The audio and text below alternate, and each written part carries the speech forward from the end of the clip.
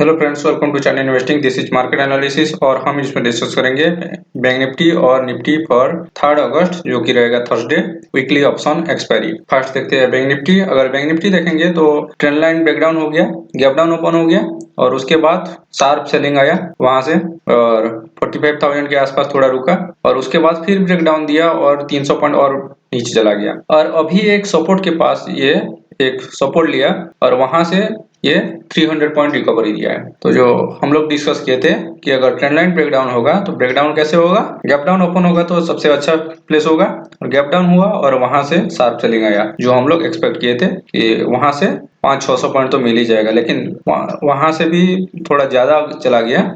हम लोग इतना एक्सपेक्ट नहीं किए थे जितना नीचे चला गया और अच्छा है, एक ही दिन में टारगेट कंप्लीट हो गया। तो नेक्स्ट टारगेट क्या हो सकता है या कल बाइंग या सेलिंग क्या कर सकते हैं देखेंगे। पहले उसका डेली चार्ट देख लेते हैं। अगर बैंक निफ्टी का डेली चार्ट देखेंगे तो हम लोग जो ट्रेंड लाइन डिस्कस किए थे कि ये ट्रेंड लाइन के नीचे आएगा तो ये ब्रेकडाउन होने का चांस है और वहां से सपोर्ट लेगा, सपोर्ट हिट करेगा जो कि 44,650 के आसपास है। तो वहां नजदीक ही टारगेट हिट हुआ जो कि 44,700 तक गया था और 50 पॉइंट था, वही टारगेट के आसपास ही है। तो इतना नजदीक तो गया था। तो नेक्स्ट क्या कर सकते हैं, आज का कैंडल अगर देखेंगे तो ये डोजी कैंडल है और इतना बड़ा डोजी कैंडल की बहुत ज्यादा पॉइंट कवर कर लिया है। अगर ऊपर देखेंगे तो 45,400 और नीचे देखेंगे तो जो लो था 44,720। तो ये जो 700 पॉइंट का रेंज है ये रेंज के अंदर रह सकता है।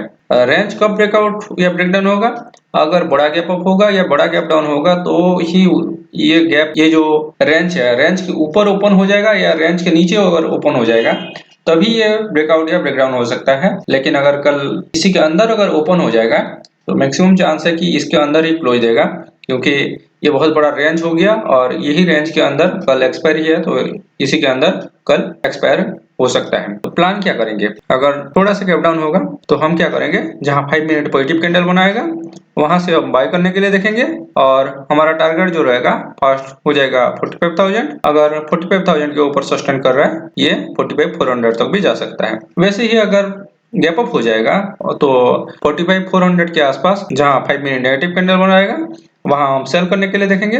हमारा टारगेट जो रहेगा वो 45,000 रहेगा। नीचे से हो या ऊपर से हो हमारा टारगेट जो है 45,000 राउंड फिगर होना चाहिए क्योंकि कल एक्सपायरी जो है 45,000 के आसपास ही होना चाहिए। इसका बीच क्या देखते हैं कल क्या हो रहा है, गैप अप हो रहा है, गैप डाउन हो रहा है। अगर फ्लैट ओपन होगा तो कंफ्यूज करेगा और वोलाटाइल हो जाएगा बहुत ज्यादा और लेकिन क्लोज जो देगा वो 45,000 के आसपास ही देगा। चलिए देखते हैं निफ्टी में क्या हुआ। निफ्टी में हम लोग डिस्कस किए थे कि अगर बाइंग आएगा तो निफ्टी में बाय करेंगे क्योंकि निफ्टी बाइंग के लिए आ रहा है, लेकिन सेलिंग भी बहुत अच्छा आया। गैप डाउन ओपन हुआ और वहां से शार्प सेलिंग आया जो ये ओपन हुआ 1900-670 के आसपास और वहां से शार्प सेलिंग आया लगभग ये 250 पॉइंट वहां से डाउन हुआ।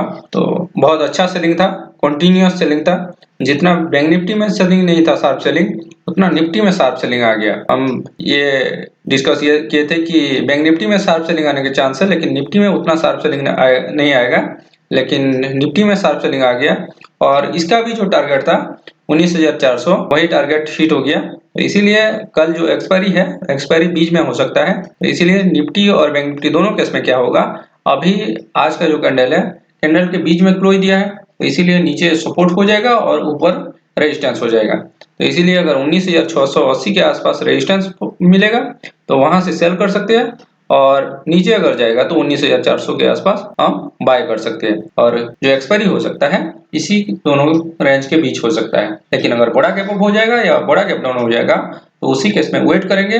अगर ब्रेकआउट या ब्रेकडाउन सस्टेन कर रहा है तो उसी के हिसाब से हम ट्रेड करेंगे। तो ये है बैंक निफ्टी और निफ्टी एनालिसिस पर 3 अगस्त जो कि है weekly option expiry. Thank you for watching.